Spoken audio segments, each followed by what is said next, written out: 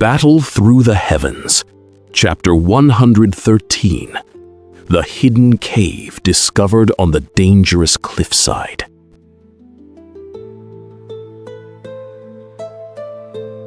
As the expedition pushes deeper into the treacherous terrain of the magical beast mountain range, Xiao Yan remains wary of the growing friction within the group.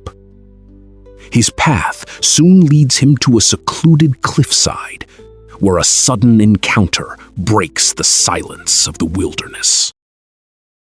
Xiao Yan flinched as a head suddenly popped up from beneath the ledge. He steadied his breath and recognized the girl. It was the little fairy doctor from the herb gathering party. On that dark cliffside, the two of them stared in a tense, awkward silence. Can you pull me up? The little fairy doctor finally broke the silence. Her voice was soft, cutting through the embarrassment. Xiao Yan nodded and reached out. His fingers locked around her hand. He pulled with a sharp tug, hoisting her up. She flew through the air in a graceful arc and landed lightly on the mountaintop. Thank you. She stood and quickly pulled her hand from his grip. Her eyes flicked toward the cliff edge for a split second before she brushed a stray hair from her forehead. She looked back at Xiao Yan. Are you one of the mercenaries hired by Thousand Medicinal House? I am. Xiao Yan felt the lingering warmth of her skin on his palm. He nodded and turned his gaze back toward the drop-off.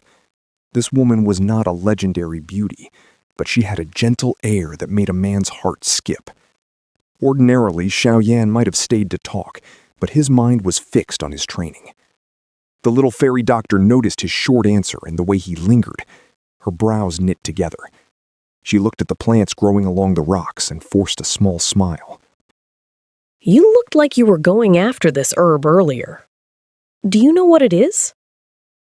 Xiao Yan rubbed his nose and smiled. That is a white Arlan fruit. It is a mid-grade herb that only grows on cliffs. They are common enough, but bird-type magical beasts love them. Most are eaten before they can ripen.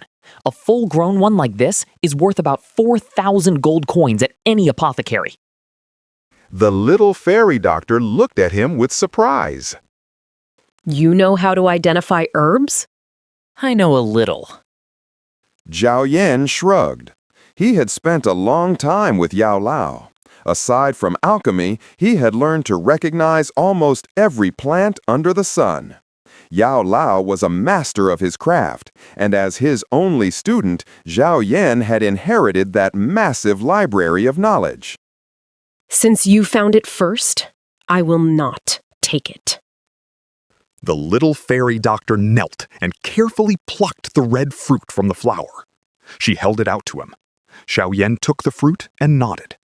It was not worth much to him, but he saw no reason to refuse a gift. The group should be finished resting. We should head back. The little fairy doctor spoke quickly, her eyes darting toward the path. Xiao Yan gripped the cool fruit and felt his suspicion grow. She was acting strange. She was in too much of a hurry.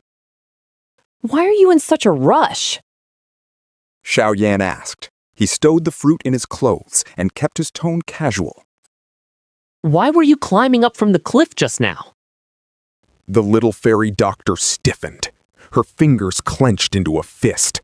A flash of panic crossed her face before she hid it behind a mask of calm. It was nothing. I just saw some herbs growing down there and wanted a look. Xiao Yan nodded. It was a fair reason. Many rare plants only grew in hard-to-reach places. He turned to leave, but a voice echoed in his mind. Wait, something is wrong with that cliff. It was Yao Lao. Xiao Yan's pupils narrowed. He took a step toward the edge and looked down.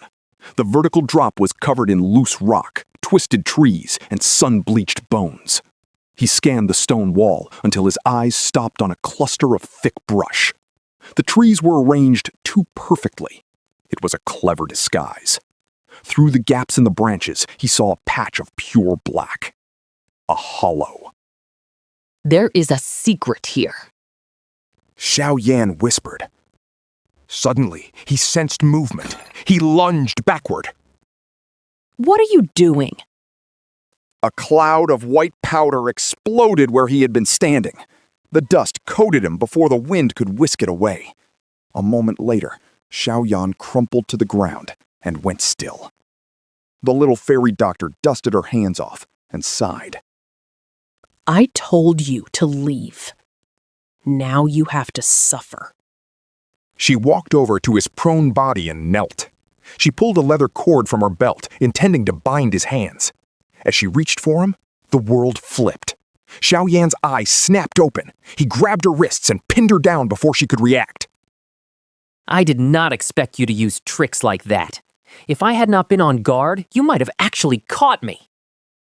The little fairy doctor gasped, but she did not freeze. She struggled against his grip and aimed a sharp kick at his ribs. Xiaoyan snorted and blocked her with his leg. The impact sent a flash of pain through her face. He did not let up. He used his weight to press her into the dirt, locking her body beneath his. The softness of her frame pressed against him, sending a jolt through his chest.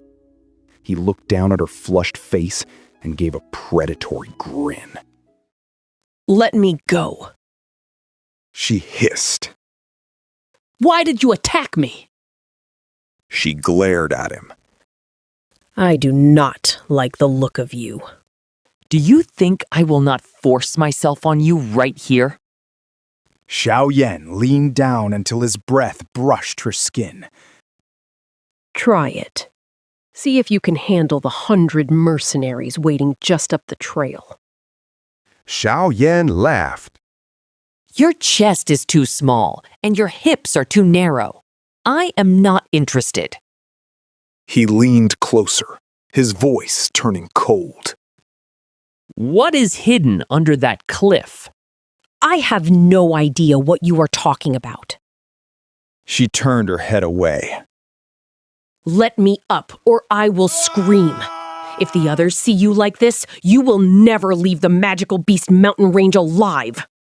Go ahead, scream. Xiaoyan said. Tell everyone there is a massive secret hidden right under their feet. See how many of them share it with you. The little fairy doctor went quiet. Her plan to call for help vanished. What do you want?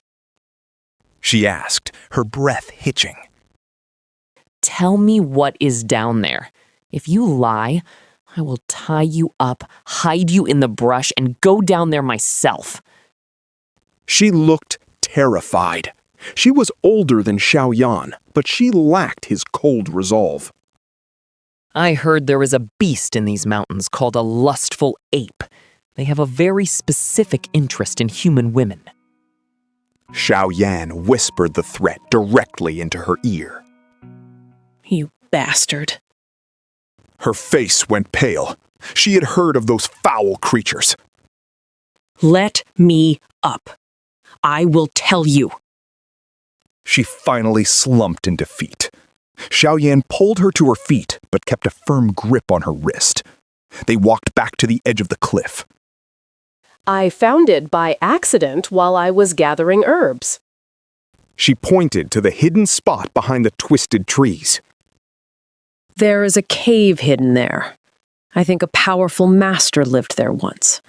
I have not been inside, but the marks on the stones suggest they were very strong.